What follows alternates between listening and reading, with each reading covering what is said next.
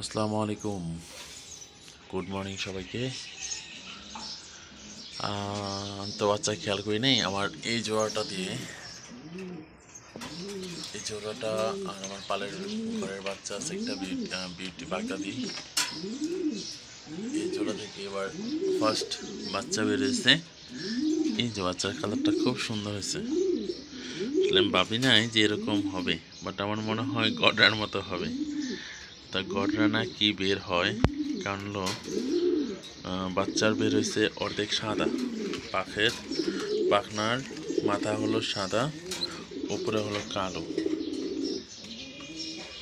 উপরে হলো কালো, সাইড সাদা, পাশে একটা পর সাদা বেরিয়েছে। লেজগুলো সব সাদা, সাইডে কালো, এই পাশেও সেম।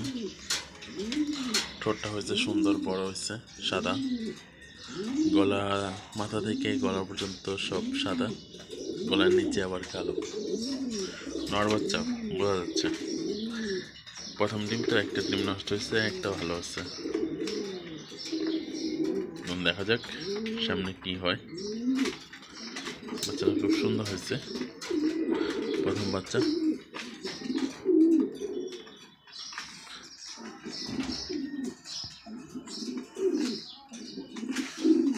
কি গড়রা হবে না এমনি নর্মালি অন্য কোনো বা ড্রেসার হবে, এটা ঠিক আছে।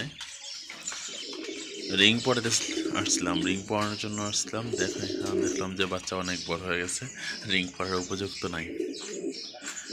প্লাস্টিকের রিং আনতে হবে এদের জন্য।